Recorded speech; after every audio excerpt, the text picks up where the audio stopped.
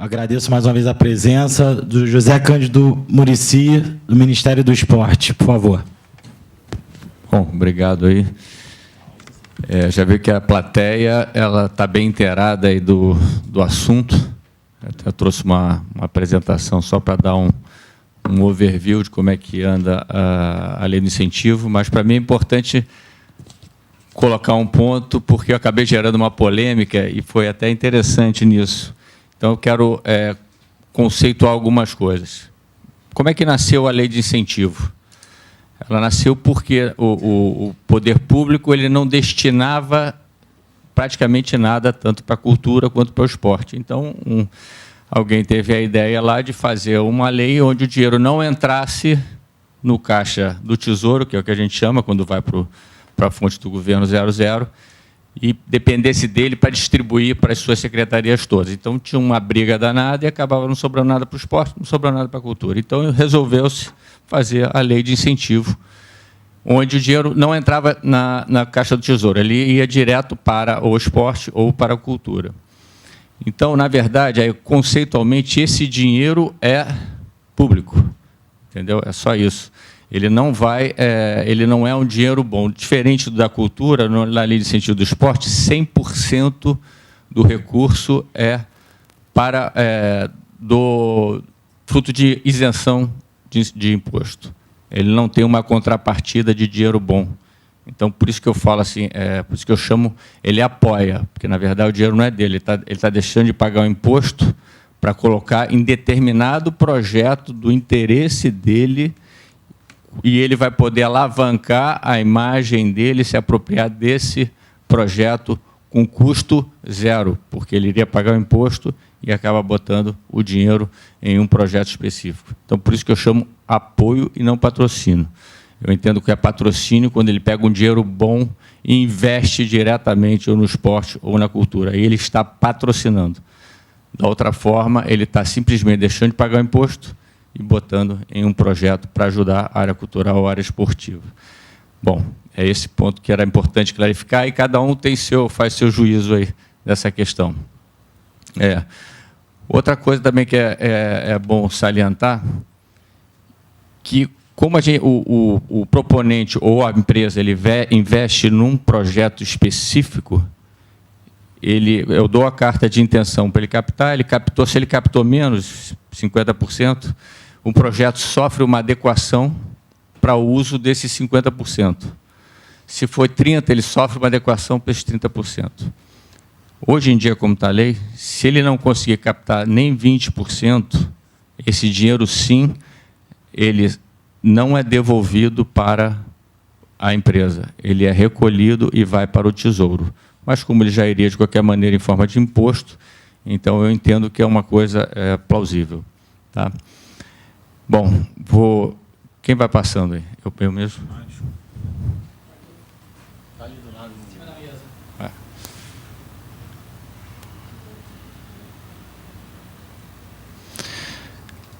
Bom, aqui eu vou passar um pouquinho no organograma de como é que é a diretoria, o conceito histórico, como é que foi o ano de 2015 e as nossas prioridades agora.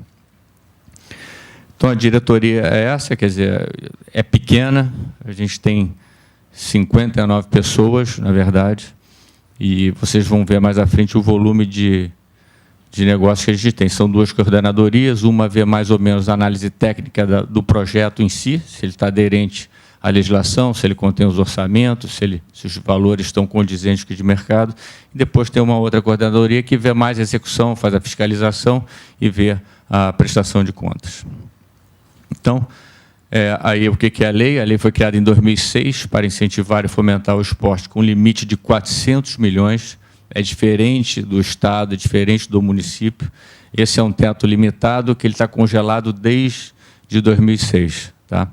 Por meio de isenção fiscal de 1% do imposto devido para as pessoas jurídicas tributadas com base no lucro real e de 6% para as pessoas físicas, em projetos de manifestação desportiva, de participação educacional ou rendimento. Aqui dentro da lei, eu sou obrigado só a fazer essa distribuição, respeitar essa distribuição.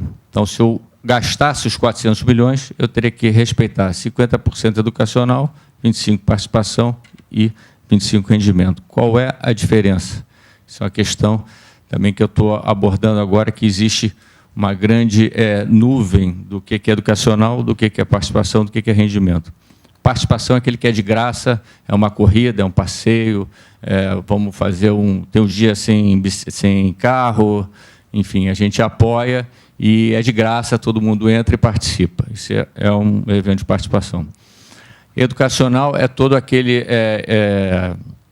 vamos pegar aqui, uma iniciação à ginástica olímpica, ginástica olímpica, para crianças de 6 a 16 anos, durante o ano inteiro, no clube XYZ.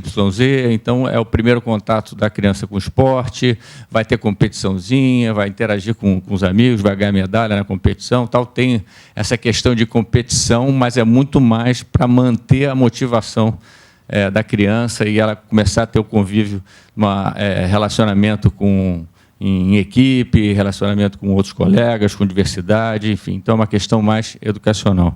E o rendimento aí é performance, que é realmente competir, representar o país, representar o Estado, enfim.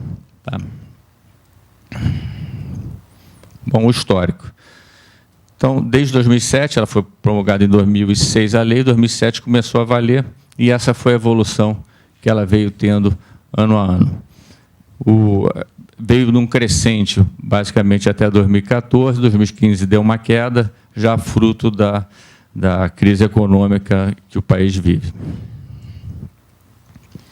Aqui é por manifestação esportiva, e aí a gente começa a ter algumas distorções, fruto também do não alinhamento do conceito do que é esporte do que educacional. Então, eu estou lá há 2 meses na diretoria. E eu perguntei para vários técnicos o que ele acha que é rendimento, o que ele acha que é educacional. Então, você pega projeto, tem medalha, tem uma competição, ele entende como rendimento. Então, gerou essa distorção absurda que praticamente 50% mais até é referente a projetos de rendimento. Mas não é uma realidade, é uma distorção que a gente vai ter que corrigir. Mas, de qualquer maneira, se a gente ver o conceito, como veio sendo analisado, tem um padrão maior para rendimento, que entram os eventos esportivos, aí que tem um peso grande nos valores investidos. A evolução dos projetos. Aqui é uma questão importante, porque a gente recebeu, lá no final, 1.534 projetos de 2015, sendo que 382 foram reprovados de cara, ou seja, a pessoa o proponente, ele não tinha certidões, ele não tinha, vamos dizer, habilitação técnica para promover a proposta que ele estava apresentando, ou seja, ele não estava habilitado tecnicamente para executar aquele projeto. Então, de 1.534, na verdade, esse azul aqui é o que acaba entrando e eu analisando dentro da diretoria. 1.152, se olhar a média, mais ou menos, por ano, eu tenho mais ou menos 1.000 projetos para analisar e, com isso, dar a carta de intenção que ele sai para captar. Aí a quantidade de proponentes vem num crescente, cada vez mais tem pessoas habilitadas a apresentar projetos. No caso aqui, qualquer um pode apresentar projeto, não existe editais, quer dizer, basta estar enquadrado na lei que ele está habilitado a pleitear a carta de intenção e apresentar seu projeto. A empresa não necessariamente precisa ter atividade fiscal na atividade de esporte? Não, ele tem que comprovar tecnicamente que já fez alguma coisa parecida, de preferência sim. Mas quando ele não tem, ele tem que apresentar capacidade técnico-operativa. E aí tem várias formas, entendeu? Com certificados e outras coisas mais que ele vai apresentar junto. A gente pede para que ele comprove que tem condições de operar o projeto que ele está apresentando. Aqui é a quantidade de incentivadores que a gente veio tendo, veio crescendo, caiu exatamente ali em 2013, 2014, pela crise. Houve uma inversão de pessoa jurídica para pessoa física, Na verdade, a pessoa física deveria representar muito mais do que a pessoa jurídica. Essa inversão ali foi até uma questão bem interessante que o Flamengo está fazendo, é um projeto muito interessante. Ele pegou o sócio-torcedor e montou uma página lá e diz o seguinte: você que é sócio-torcedor, você quer pegar 6% do seu imposto de renda e investir no projeto A, B e C, ele discrimina os projetos. Então, os sócios-torcedores começaram a botar o dinheiro, veio botar no imposto, eles começaram a botar nos projetos do seu clube. E isso alavancou muito a quantidade de pessoas físicas. Provavelmente, a ideia é pegar essa expertise, esse exemplo de sucesso e replicar para os outros clubes. Bom, aqui a gente já começa a entrar numa coisa bem interessante, porque eu dou carta de intenção, a pessoa apresenta o projeto, eu dou carta de intenção referente ao valor total do projeto. Então, vocês podem ver que o valor ali em 2015 foi de quase 690 milhões. Só que quando ele sai no mercado para captar, buscar o parceiro para financiar aquele projeto, a realidade é outra. E ele consegue muito menos do que ele pleiteou. Então, ele consegue mais ou menos 33%, na média. Aí, o que acontece? O projeto volta para a diretoria e lá a gente readequa todo o plano de trabalho dele, todo o escopo para ele poder usar o recurso menor do que ele tinha planejado. Aqui, o ano de 2015. Então, aqui é uma pizza onde diz quais são as formas jurídicas, a natureza dos proponentes, que apresentam o projeto. Então, tem institutos, confederações, ONGs, associações. O que chama muita atenção aqui é isso aqui, ó. Tanto federações de esporte quanto prefeitura e universidade, eles praticamente não apresentam nada e tem um potencial enorme. Por quê? Porque você imagina uma PUC, uma FGV, a quantidade de empresários que têm filhos que estudam ou que estudaram e que poderiam ser apresentados vários projetos ali, incentivados, onde eles poderiam estar renovando campos, promovendo várias ações esportivas dentro das suas instalações. Aqui a gente tem uma lista dos maiores proponentes que mais apresentam projetos, né? Aí tem ali a Confederação de Vôlei, a Canoagem, Instituto de Correr Bem, que ele promove corridas, enfim, Confederação de Judô, Instituto de Esporte Educacional. Aqui a gente já tem os maiores incentivadores, né? Aquela pergunta dela tem no site também quais são os maiores incentivadores. Então, aqui é o BNDES, Banco do Brasil, Cielo, Itaú, Companhia Brasileira Metalúrgica de Mineração, Bradesco, aí entra Bradesco Saúde, Bradesco Previdência, Redcar, Itaú. Tá? Isso aqui que eu posso disponibilizar depois para vocês, deixo o livro para vocês terem acesso aí às informações. Aqui por modalidade de esporte. Não são muitas as modalidades, quer dizer, esporte a gente tem muito mais que isso, né? Tem 5 vezes mais isso, a relação de esporte que a gente poderia estar incentivando, mas o tênis é o que tem mais dinheiro, depois vem corrida, futebol, voleibol, basquete, enfim. Então, os esportes aí que estão mais organizados e têm seus apoiadores fiéis. Aqui é a realidade nossa, né? Quer dizer, o Sudoeste representa 81% dos projetos dos recursos destinados do incentivo, o Sul 13%, Norte 1%, Nordeste 2%, Centro-Oeste 3%. Os beneficiários em 2015 foram na ordem de 868 mil. Como é que é feita essa conta? Na verdade, é quanto o projeto vai apoiar realmente. Uma escolinha para tantas crianças, é um evento para tantos participantes, é um evento com público de X, isso aí, essa conta dá isso aí. Então, foi mais ou menos foram 868 mil pessoas beneficiadas diretamente. Qual é a nossa prioridade? Não sei se ficou claro ali, o ano que a gente mais arrecadou foram 254 milhões, eu tenho um teto de 400. Eu não atingi esse teto até hoje. E aí a gente se perguntou por que eu não atingi esse teto. Então, a maior dificuldade realmente são os proponentes dos projetos acharem seus apoiadores para financiarem esses projetos. Então, número 1, tentar mudar a lei de 1% para 3%. Diferente da cultura, que são 4%, a gente é 1%. Existem 2 projetos tramitando, um no Senado e um na Câmara. A ideia agora é fazer um mutirão e ir lá, tanto no presidente do Senado, tanto no presidente da Câmara, para fazer uma pressão para que esses projetos possam ser aprovados, que é um projeto de lei. Acessar novos apoiadores é outra coisa, a gente percebe que são sempre os mesmos. Quem conhece o mecanismo, quem já usou, ele fica fiel a ele. Lógico, ele está deixando de pagar imposto e está investindo num projeto esportivo que expõe a marca dele. Então, é um custo, é uma verba de marketing de graça. Então, tem todo o interesse. Agora, quem não conhece fica com medo da relação com o governo, fica com medo de achar que vai se expor ao fisco, enfim, tem medo da questão da prestação de contas, como a Tatiane colocou. A outra coisa é aprimorar a Portaria 120. A Portaria 120 ela é que rege, regulamenta, na verdade, como é que isso vai funcionar. Então, a gente já está criando...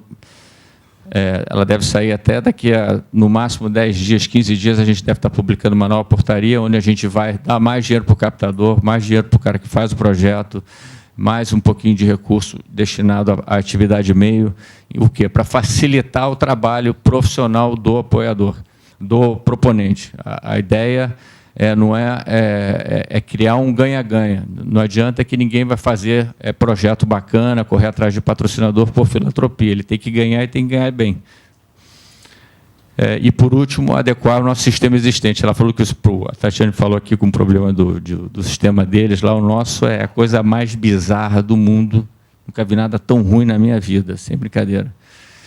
E a gente agora já estamos fazendo uma licitação para melhorar esse sistema e melhorar a forma como vocês vão se relacionar com a gente, como os proponentes se relacionam com a gente, dando mais transparência. Quanto que são os tetos para elaboração? Quanto é que vai ficar? Que vocês estão propondo? Vamos lá. O teto é 400. Profissionais, teto para elaboração e realização? Era 100 mil, vão passar para 200, que é o mesmo valor da cultura. Isso para captação. Para elaboração, não tenho de cabeça aqui, não. Acho que são 10 mil reais, algo em torno desse montante. A cultura é 100? Mas acho que foi para 200. Ela está pleiteando 200, então. Então, vou sair na frente dela. Uma vez na vida, né? Tá? Enfim, obrigado. É isso aí que eu queria apresentar para vocês. Se tiver alguma pergunta? Acho que eu vou dar uma furada de fila na pergunta, tá? Muricy, obrigado pela tua presença, tá? Foi meio em cima da hora que a gente fez o convite. Te agradeço muito por ter vindo. Uma pergunta, assim, como você já percebeu, a gente trabalha com projetos de vários segmentos, cultura, esporte, etc. Eu vi aqui que eu também já sabia que na Lei Federal do Esporte muitos projetos são inabilitados de cara. Você mostrou aqui 382. 20% mais ou menos do total de 1.500. Até mais de 20%. 24%. 24%. Então, é muito expressivo, né? Eu queria saber se você não acha, que é uma demanda que eu sinto, quando a lei foi criada, a gente já trabalhava com lei de incentivo, então a gente viu a criação da lei. Aí, só para comentar uma coisa que você falou, o 1% para 3%, eu também ia te perguntar se você acha realmente viável isso, porque quando a lei foi criada, o senhor deve saber, foi criada com 4%. E aí deu um bafafá tudo e abaixaram na hora do vamos ver para 1%. Porque ia ser 4 mais 4. Aí a Receita Federal, o Ministério da Fazenda, o Tesouro não quis.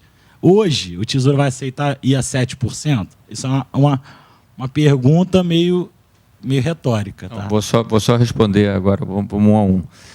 Só 4 mais 4 porque não são concorrência. Ele pode dar 4 para a cultura, mais o 4 para o esporte. A ideia é ficar concorrente. Não é ficar concorrente. Então, não 4, hoje não é concorrente, é 4 mais 1. Ficar 4 mais 3... Vai ser 4 mais... Vai ser 7 total. Eu estou torcendo. Deixa eu explicar. Qual é a oportunidade? Primeiro, o momento que a gente vive, que veio as Olimpíadas, Jogos Paralímpicos, então é um momento que está todo mundo nessa comoção, né? É todo propício para a gente falar de esporte, né? Segundo, que o teto está em 400. Qual é a minha mensagem, a minha malandragem aqui? O que eu vou falar para ele? Olha, eu não atinjo o teto desde que a lei foi criada. Então, se você não me aumentar o percentual, me aumenta para eu chegar no teto. Eu não estou falando que eu vou gastar mais.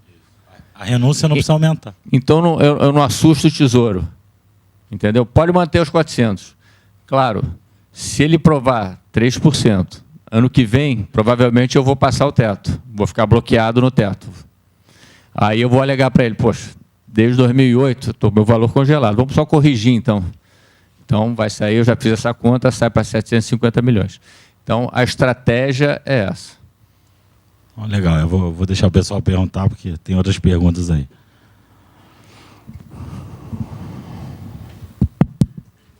Bom, queria agradecer aí pela palestra, foi muito elucidativa, muito bacana. Queria lembrar que se ficar 4 mais 3, não vai ser o total de 7%.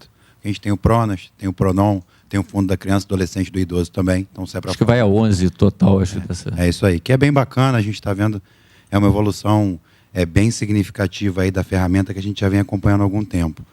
Fala-se muito do dinheiro ser público, do dinheiro ser privado, a gente viu um breve embate em relação a isso. Eu acho que todo mundo aqui está familiarizado com a premissa de Pareto. Na natureza, 80% das consequências vem de 20% das causas. Então, eu queria saber se vocês têm alguma noção de quanto de adimplência a lei gera. Esse é um ponto muito importante. Eu, particularmente, tive a oportunidade de participar do processo de elaboração da lei municipal do Rio, não dessa lei, da outra lei, com o procurador do município, Paulo Mendonça, e queria entender e saber qual é a visão do Ministério em relação a isso, até porque, como se falou muito aqui da crise, acho que uma das primeiras coisas que as pessoas deixarão de pagar é os seus impostos. Então, para a empresa poder fazer esse tipo de patrocínio, fazer uma ação de marketing com 4%, com 3%, ela tem que adimplir com 97% dos impostos. E as pessoas estão deixando de comprar comida, de pagar funcionário e estão adimplindo com os impostos. Então, acho que esse é um ponto relevante para ser colocado sempre, até porque é um dos instrumentos no planeta mais eficientes de arrecadação, é você dar 3%, 5% de benefício para aquele que adimple, principalmente porque são os grandes contribuintes, e como a Tatiana falou na fala dela aqui, é quem paga ICMS que sustenta o Estado. Então, vamos ser sinceros, a gente sabe que o pequeno negócio ele colabora bastante, mas é o grande contribuinte que mantém a máquina funcionando. Então, a minha pergunta de maneira objetiva qual é a visão do Ministério em relação a isso? E há algum tipo de visão nesse sentido? Ou isso foi uma coisa que ficou lá atrás com a concepção da lei? O Sérgio Paulo Rouanet, há muito tempo atrás, quando criou, ele tinha essa visão, mas parece que com o tempo isso se perdeu, né? Deixa eu ver se eu entendi a tua pergunta. Quer dizer, por que na verdade, deixa eu tentar enquadrar bem aqui o teu questionamento. Eu entendo que, na verdade, quando você desonera, quando você tira o recurso que você estaria botando para o Estado para ele poder investir em melhoria na condição de educação, cultura, de educação, de segurança, saúde, você passando para o Estado, para o esporte, você está, na verdade, investindo em tudo isso.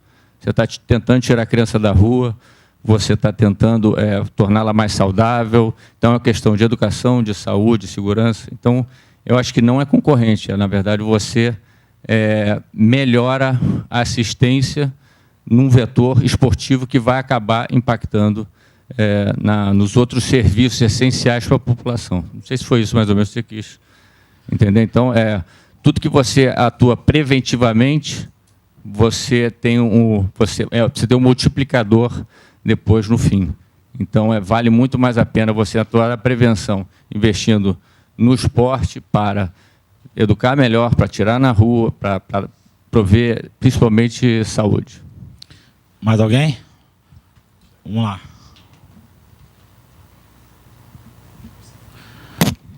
É uma pergunta bem rápida e bem objetiva. Qual é o limite, qual é na verdade, o percentual para começar a movimentar? É do total do volume captado. Na lei de incentivo da cultura, a gente precisa ter de 20% a 30% já da lei para começar a movimentar. Na do esporte, esse percentual é quanto? 20%. 20%. 20%. E agora uma pergunta mais de certa forma, política, que é como é a visão do Ministério do Esporte ao ser dada a declaração da retirada de disciplinas como educação física dentro da grade do ensino médio? Posso dar a minha opinião? Por favor. Eu acho um absurdo. Eu acho que deveria fazer, sim, parte do currículo educação física. Enfim, não entendo como que um país que quer apostar, quer se tornar uma potência, ele não investe no esporte, não investe na cultura, porque isso foi o que a gente acabou de falar, ele vai se refletir em todas as outras áreas essenciais, vamos dizer assim, onde a gente gasta muito dinheiro e talvez até mal gasto. Vamos lá. Oi, boa noite. Eu sou profissional de educação física e a minha intenção é mais essa questão da lei de incentivo. Aqui no Rio, o programa Projeto Segundo Tempo, né, eu trabalhei, e quando você colocar ali o percentual e disparado deu tênis, me recorda agora de eu trabalhar nas Olimpíadas e nas Paralimpíadas, e nós temos aí por baixo apenas 10 atletas que efetivamente estiveram nas Olimpíadas sendo de tênis. A gente não vê esses projetos de tênis. Aqui no Rio, a gente só tem 2. E, assim, eu não entendo esse disparate de tênis. Eu queria entender se a gente vai basear o maior fluxo em outros esportes. E a minha questão é a seguinte: de que forma, ou se é o Ministério, ou se são as empresas que dão ali o seu valor, que fazem a revisão disso, essa observação. No caso do programa Segundo Tempo, ele praticamente não funcionava. Infelizmente, em escolas estaduais, né, ensino médio, talvez por isso que ele esteja tirando a educação física, porque o programa Segundo Tempo aqui no Rio de Janeiro ele não funcionou. Então, assim, eu queria entender essas duas questões. Como que vocês fazem essa revisão, se são vocês do Ministério ou se são as empresas que patrocinam. E essa questão do tênis, talvez você possa me dizer. Talvez nos outros estados tenha, não sei. Vamos lá. Primeiro, a questão vamos começar pelo segundo tempo. Eu não trabalho no segundo tempo, isso é da Secretaria de Alto Rendimento. Então, eu não posso falar absolutamente nada sobre esse programa. É pela Lei de Incentivo ao Esporte. Não, o segundo tempo não. Pode ser que seja no Estado. No federal, não. No federal, não é. No Estado também não. Então, o tênis, o que eu posso dizer com relação ao tênis?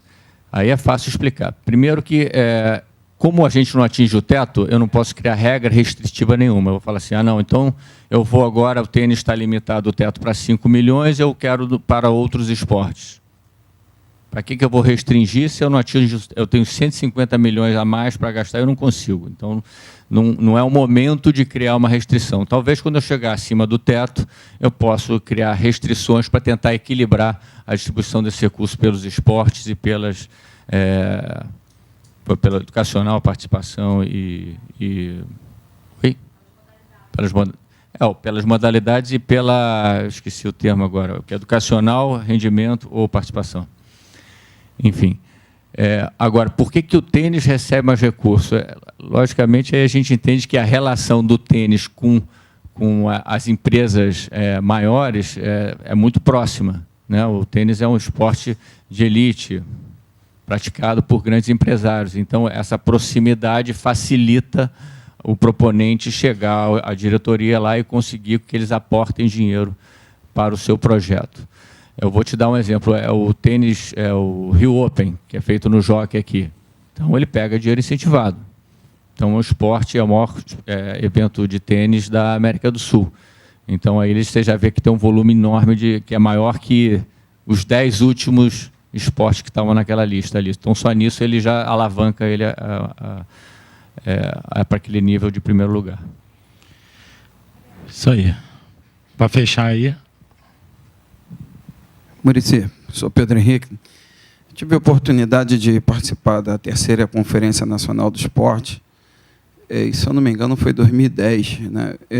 Não teve outra de lá para cá. Mas, naquela ocasião, muitas coisas foram definidas pelos 10 anos seguintes do esporte. Eu tenho visto pouca implementação. Muito se falou, inclusive, teve dividido em 10 alíneas, uma delas falava sobre esse investimento em lei de incentivo. Não sei se tem alguma outra conferência programada, porque já está em atraso, deveria ser de 3 em 3 anos. E se vocês têm acesso ao que foi decidido lá em 2010, se concorda ou não concorda, mas foi definido que ia ter os próximos 10 anos baseado naquela conferência. Aí eu não sei nem se isso cabe aí no teu discurso, mas eu gostaria de ouvir uma visão do Ministério sobre a validade até dessas conferências, porque se decide tanta coisa, se tem um trabalho que se mobiliza milhares de profissionais de educação física, e não só de educação física, mas de gestão e tudo mais, e no final a gente não consegue ver a evolução dessas conferências. Olha, isso é poder público, infelizmente. Quer dizer, a gente faz um esforço danado para caminhar numa direção, mudou o governo, mudou isso e tudo é jogado por água abaixo. Infelizmente é assim. O grande ganho olímpico foi a gente conseguir fazer algum planejamento para 7, 10 anos e a gente vê o que foi alavancado na cidade do Rio, apesar de ter gerado alguma polêmica, mas foi um ganho, sem dúvida, para a cidade. O que eu posso te adiantar é que a gente realmente está agora olhando para trás e vendo que a gente não tem um plano nacional de desporto. É tudo muito confuso. Todo o Estado, o município e o governo federal, eles disputam o mesmo nicho que é o alto rendimento, que é o que dá holofote, que é o que dá, que promove, e no fundo a gente não está olhando para a base, a gente não está olhando para a inclusão. Então, é um momento que vamos começar a discutir, a debater o novo plano. E aí sim, provavelmente, logicamente, a gente vai se apropriar de tudo que foi discutido até então para poder firmar um pacto federativo em prol do esporte, realmente determinando a responsabilidade de cada ente para ter uma coerência e que realmente a gente possa alavancar o esporte no Brasil. Entendeu? Bem, então, vamos agradecer a presença do José Cândido Muricy, diretor do Ministério do Esporte. Obrigado mais uma vez.